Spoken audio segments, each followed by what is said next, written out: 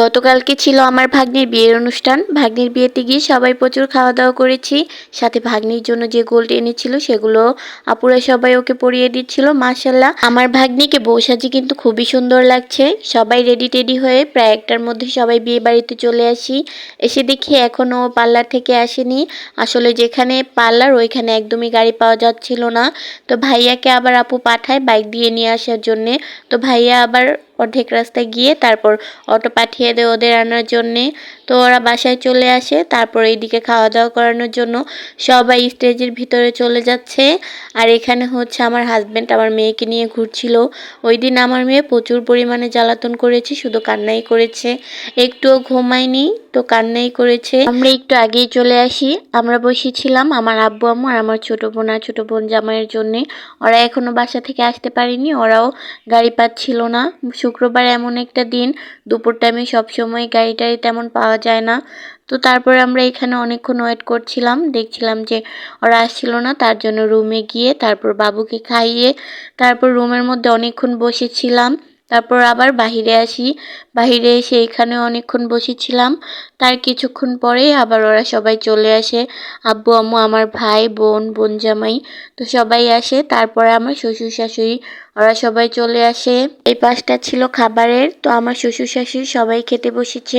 তো এইদিকে একটু দেখাশোনা করছিলাম। তারপর ভিতরে গিয়ে আমি আবার ওদেরকে একটু ভিডিও করে নিয়ে আসি। এখানে অনেক মানুষজন ছিল, তো আমি সবাইকে একটু একটু করে ভিডিও করছি। আর এদিকে খাবার নিয়ে যাচ্ছিল, তার জন্য বেশিক্ষণ দাঁড়িয়ে থাকতে পারিনি। অল্প কিছুক্ষণ দাঁড়িয়ে থেকে তারপর চলে এসেছি। আর এদিকে আমার শাশুড়ি আমার মেয়েকে পোলাও খাইয়ে দিচ্ছিল। তো এই যে এদিকে হচ্ছে সবাই খেতে বসেছে। তো আমি একটু ভিডিও করে আবার বাহিরে চলে যাচ্ছিলাম। ওদের খাওয়া দাওয়া শেষে বাবুকে দিয়ে আমরা সবাই খেতে বসি। আর এদিকে আমার খালাতো ভাই আমাদেরকে দেখে শুনে খাওয়াচ্ছিল, বেড়ে বেড়ে দিচ্ছিল। আর একটু পরপর জিজ্ঞেস করছিল আমাদের ফ্রাই লাগবে কিনা, রোস্ট লাগবে কিনা, কিছু লাগবে কিনা। তো আমার ছোট বোন বলছিল যে আমার সস লাগবে, আমাকে সস এনে দে। এগুলো নিয়ে অনেক মজা করছিলাম। তো এইদিকে হচ্ছে আমার হাজব্যান্ড আমাকে পোলাও বেড়ে দিচ্ছে, আর সবজি দিয়েছে, আর হচ্ছে ফ্রাই দিয়েছিল। আর আমি সালাদ নিয়েছি, লেবু নিয়েছি। তো এই যে আমি ফার্স্টে সবজি দিয়ে খেয়েছি।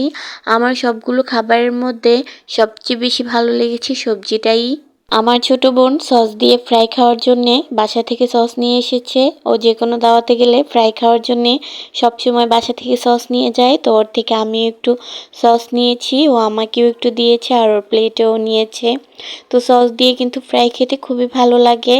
আপনারা কে কে এরকম সস দিয়ে ফ্রাই খেতে পছন্দ করেন অবশ্যই কমেন্টের মাধ্যমে জানাবেন। তো আমি খাওয়ার লাস্টে একটু গরুর মাংস নিয়েছিলাম।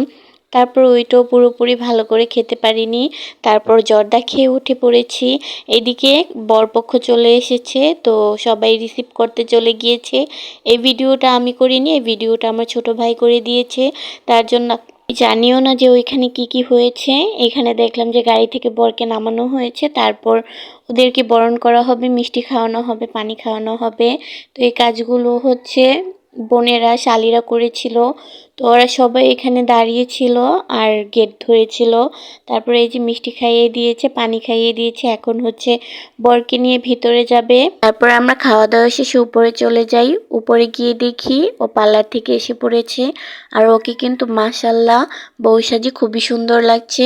সবাই ওর জন্য দোয়া করবেন, ও যেন সবসময় এরকম হাসি খুশি থাকতে পারে। আমি এদিকে আকিলাকে জিজ্ঞেস করছিলাম যে তুমি খেয়েছো কিনা। ও বলছিল যে না। আমি বলছিলাম যে আপুকে বলি খাবার নিয়ে এসে তোমাকে খাইয়ে দিতে, কিন্তু ও একদমই নিষেধ করছিল, বলছিল খাবো না। কালকেও নাকি সারাদিন না খেয়েছিল, আজকেও না খেয়ে আছে। তো আমি বলছিলাম আপুকে খাবার নিয়ে এসে ওকে খাইয়ে দিতে। তারপরও আপু খাবার নিয়ে এসে ওকে খাইয়ে দিয়েছে। এদিকে বরপক্ষ থেকে যে গোলগুলো নিয়ে আসা হয়েছিল এগুলোই সবাই খুলে খুলে দেখছিল, আর ভিডিও ম্যান এগুলো সব কিছুর ভিডিও করছিল। আর পাশে একজনকে বসতে বলেছিল এগুলো পরিয়ে দেওয়ার জন্যে। এই মুহূর্তটা ছিল বিয়ে পড়ানো কিছুক্ষণ আগের মুহূর্ত।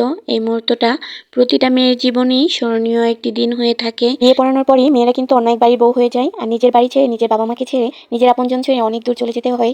আর অন্য এক জায়গায় গিয়ে নিজেকে মানিয়ে নিতে হয়। চেনা জায়গায় অচেনা পরিবেশে থাকতে হয়। এরপর কিছুদিন পর বিয়ে হওয়ার পরই ওরাই সব থেকে আপন হয়ে যায়, যারা হচ্ছে শ্বশুরবাড়ির মানুষ। তো এইদিকে হচ্ছে বিয়ে পড়ানোর আগে ওদের বাসা থেকে যে গোল্ডের গহনাগুলো দিয়েছিল ওইগুলো সবকিছু বের করে একটু ভিডিও করা হচ্ছিল, আর ওদেরও একটু ভিডিও করা হচ্ছিল। এখন হচ্ছে দুজন মিলে ওকে গহনাগুলো পরিয়ে দিবে। গহনাগুলো পরানোর পরই বিয়ে পড়ানো হয়। ওইগুলো আর আমি ভিডিও করতে পারিনি, আমি অন্য রুমে চলে গিয়েছিলাম। অন্য রুমে গিয়ে বাবুকে নিয়ে বসেছিলাম। এরপর কিছুক্ষণ পর গিয়ে দেখলাম যে বিদায় দেওয়া হচ্ছে। বিদায়ের সময় দুলাভাই অনেক কান্না করেছিল, আপু ওরা সবাই অনেক কান্না করেছিল। সবার অনেক মন খারাপ ছিল, যেহেতু আদরের বড় মেয়ের বিয়ে বলে কথা, সবার তো খারাপ লাগবেই। ওর ফুপিরা সবাই অনেক কান্না করছিল। তো এখানে হচ্ছে মেয়েকে কার হাতে যেন তুলে দিচ্ছিল, ওইটা আমি চিনি না। ওর পক্ষ তাদের বউকে বোরখা পরিয়ে তারপর নিয়ে গিয়েছে। এই বিষয়টা আমার কাছে খুবই ভালো লেগেছে। যাই হোক, সবাই ওর জন্য দোয়া করবেন। এই ভিডিওটা এই পর্যন্তই। সবাই ভালো থাকবেন, সুস্থ থাকবেন। আল্লাহ হাফেজ সবাইকে।